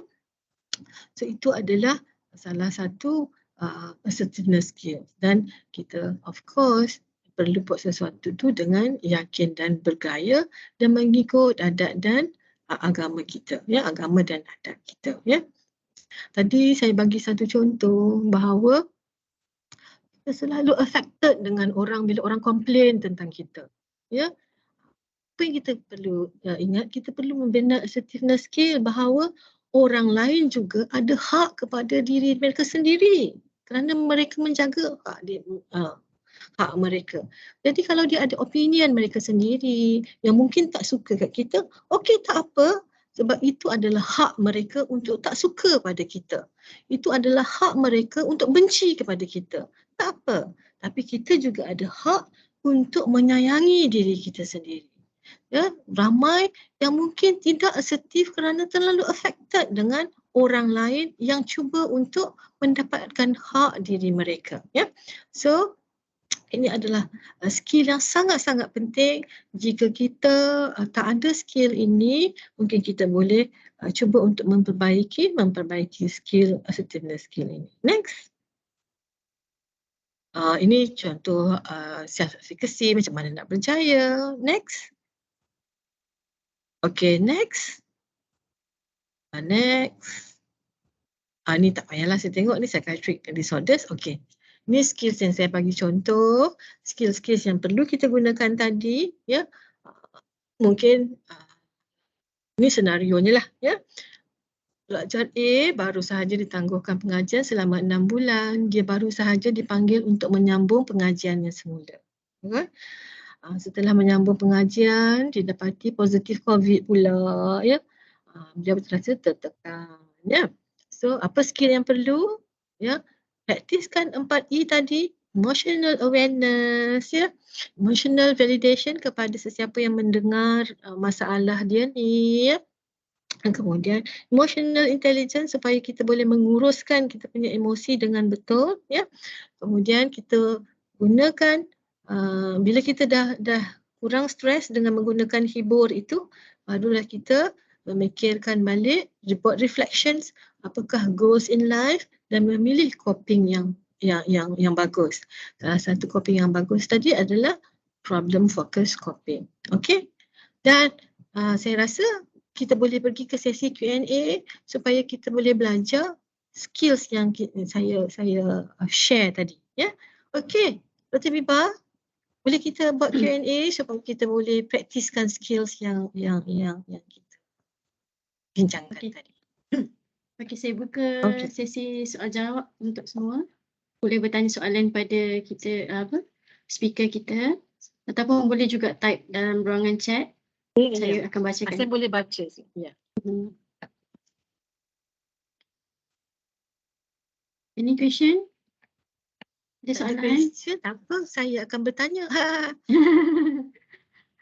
Saya memang kalau saya berhadapan secara face to face, saya terus bertanya saja.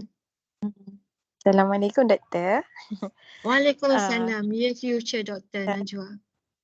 Amin. So actually saya Najwa. So saya just nak minta pendapat lah dari segi yelah kadang-kadang dalam hidup kita ni ada challenge kan. Lepas tu cuma macam mana kita nak didik hati kita untuk memaafkan. Macam kadang-kadang kita rasa kita ni orang yang sangat mudah memaafkan orang lain, tetapi ada sesuatu benda yang kita rasa macam kita memang tak possible untuk maafkan dia, dan macam mana kita nak didik hati kita tu jadi pemaaf. Maksudnya macam ada benda yang terlalu berat yang kita susah nak memaafkan. Macam tu lah. So apa yang betul. The best solution. Saya faham. Saya faham itu. Ya. Najwa, tadi saya cakap dekat limbic system kita itu kan. Saya cakap limbic system ya. Yang dekat otak kita tu kan. Ya. Ada yang limbic system, ada yang bahagian prefrontal cortex kan. Betul. Dekat limbic system kita itu ada satu bahagian yang kita panggil hippocampus and parahippocampus. Hippocampus dan parahippocampus ini adalah tempat menyimpan memori. Ya, long term memory kita disimpan dekat situ. Ya. Dan setiap masalah Najwa, contohnya lah tadi orang buat jahat kat Najwa ataupun orang buat tak baik kat Najwa kan. Dia takkan hilang Najwa. Dia takkan hilang. Dia memang ada kat situ nanti. Ya. Ya, memang akan ada dalam pemikiran Najwa. Ya. Sama ada Najwa nak maafkan ataupun Najwa tak nak maafkan, dia akan berada dalam itu. Cumanya, di setiap kali Najwa teringat kepada perkara-perkara tersebut. Ya. Contohnya, apa jugalah. Contohnya Najwa kena tampar dengan boyfriend. Contoh, saya bagi contoh. Okay. Bila Najwa teringat sahaja benda itu, ya, terus gunakan, macam saya cakap tadi apa? Emotional awareness. Ya, aku teringat balik aku punya peristiwa yang kena tampar tu kan. Ya, bila teringat balik, maksudnya Najwa dah pergi kepada executive function. Ya, prefrontal cortex ya. Bila guna prefrontal cortex ya, Najwa akan cakap, tak apalah dia tampar aku kan, benda tu dah lepas pun ya. Dan benda itu aku dah maafkan pun kan, ataupun tak maaf pun tak apa, aku tak maafkan lagi tapi benda tu dah lepas pun ya. Ada satu skill sebenarnya CBT tapi saya tak boleh nak share dekat sini, tapi Najwa boleh gunakan skill yang saya cakap ni, fikir dengan matang menggunakan executive function kita tentang perkara tersebut. Ya, dia takkan efek apa-apa pun kalau kita guna prefrontal cortex kita. Tetapi kalau Najwa asyik fikir tanpa sedar benda itu, dia akan pergi ke bahagian limbic system tu. Dan Najwa akan get affected dengan peristiwa yang lampau itu. Ya, Najwa akan mungkin tercemas, mungkin rasa takut, mungkin rasa terbeban sebab dia diproses pada bahagian yang unconscious. Ya? Nak kata hilang Najwa, dia takkan hilang sebab dia berada dalam long term memory Najwa. Ya? Cumanya yang boleh Najwa buat adalah berfikir secara rasional kepada perkara-perkara yang telah lepas. Ya. Kalau boleh maafkan, maafkan. Kalau memang tak boleh nak maafkan, tak payah nak maafkan. Ya. Boleh kita tak maafkan seseorang. Ya.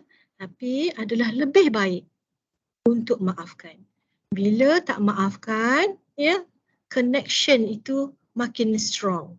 Tetapi bukan connection positif. Connection negatif. Ya. Belajarlah untuk memaafkan. Kalau sukar untuk memaafkan, gunakan tapak jalan macam saya cakap tadi, give proper explanation kepada facts ataupun perkara yang berlaku itu. Ya Najwa? Boleh?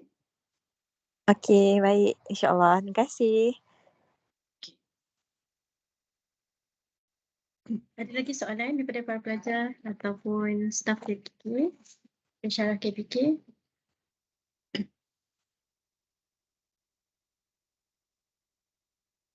Mungkin berat benda yang saya sampaikan sebab bendanya yang saya sampaikan tadi ni ya adalah skill-skill psikologi. Ya, skill-skill psikologi yang akan diajar apabila anda semua berjumpa dengan psikologis, bukan dengan motivator. Ya, kalau anda dengar ceramah daripada motivator, ya, motivator ni ramai yang pandai berceramah di luar sana ya. Mereka menggunakan mungkin style-style cara dia motivate ya. Tapi ini adalah skill-skill yang berdasarkan kepada psychological skills yang perlu ada facts, scientific facts behind apa yang saya sampaikan. Ya. So kita ada masa lagi ke Riba? Saya nak tanya satu soalan, dua soalan doktor. Okey, kalau sometimes bila kita ada masalah kan doktor, kita akan rasa macam nak menjerit. Adakah menjerit merupakan salah satu solution kepada menggunakan conscious mind? Soalan nombor 2 adalah macam ni kita nak tahu keadaan mental kita dalam keadaan yang perlu dah rujukan kepada psikiater. First tadi Biba akan cakap menjerit ya. Sebenarnya coping kita boleh terbahagi kepada emotional coping dan juga problem focus coping. Ya. Bila kita menjerit itu ia adalah emotion focus coping. Ya. Dia sangat penting untuk kita channel out semua negative energy dalam psyche kita. Ya. Menjerit itu salah satu cara. Cumanya cuma kita perlu menjaga kita punya adat dan agama. Ya betul. Kalau dengar Bibah tiba-tiba menjerit tengah meeting tak bagus juga kan Bibah kan?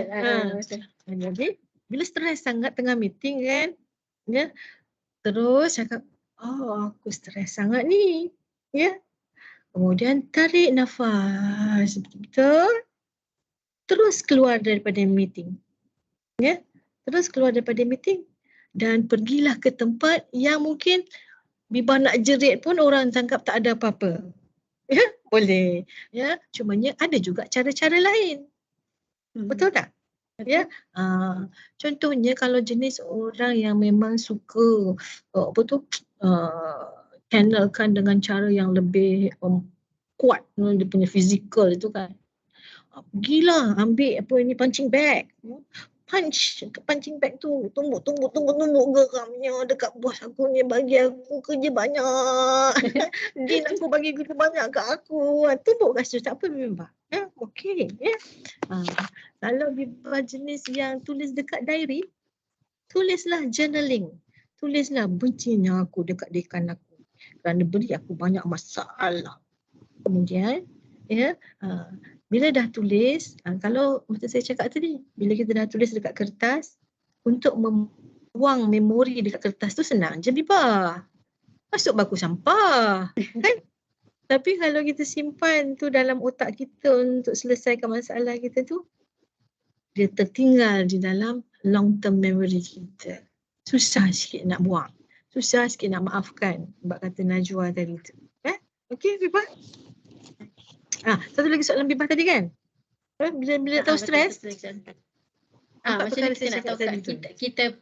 kita bukan masa bila condition mental kita tu dah tak bagus, yang kita perlu refer kepada pakar. Pertama tadi saya cakap tadi kan, bila kita distress sangat-sangat. Bila kita distress, tak boleh kawal diri dah sangat-sangat ni ya. Jumpalah. Sebelum pakar, kita ada kaunselor. Jumpa kaunselor dulu je. Senang je jumpa kaunselor. Kalau tak kaunselor tak ada kerja.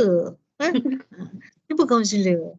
Ya, tugas kaunselor mendengar cerita-cerita ni semua, masalah orang. Ya, jumpa kaunselor tak apa. Ya.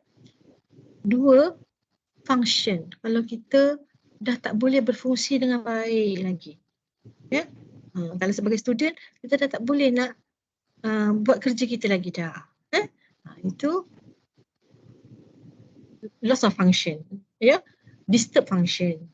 3, atypical response. Ya, respons kita dah atypical dah. Mengarut dah kita buat. Ya. Then, the danger to myself or danger to others. Ya. Okay. So, itu 3 perkara yang bila berlaku, ada indikasi untuk kita dah jumpa kaunselor, dah jumpa pakar. Ya.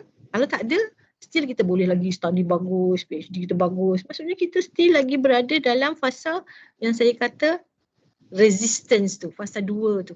Ya, kita belum lagi down ke fasa 3 yang di mana kita dah dapat mental illness ke, mental health problems ke. Okay? Okay, Pak. Terima kasih Doktor. Ya. Okay. Ada lagi soalan daripada pelajar-pelajar?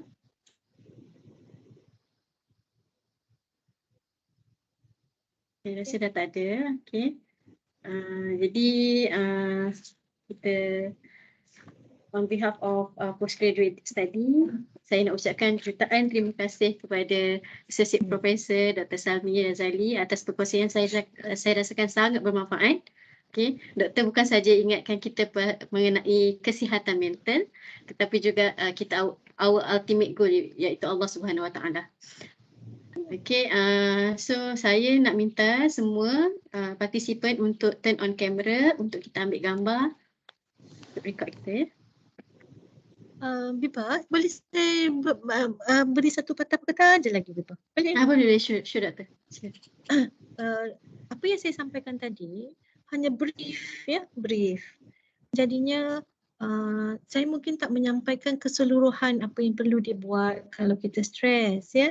Jadinya jumpa kaunselor untuk dapat menggunakan skill-skill itu dengan betul. Ya, kita tak akan dapat cara skill itu dengan kita punya sesi 1 jam ini.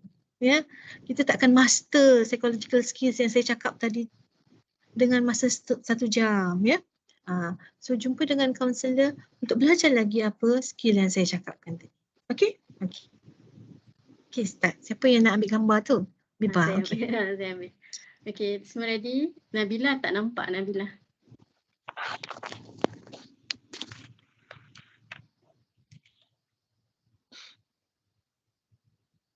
Alright.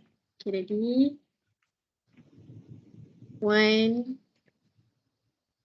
2, 3, smile. Alright. Sekejap, satu lagi.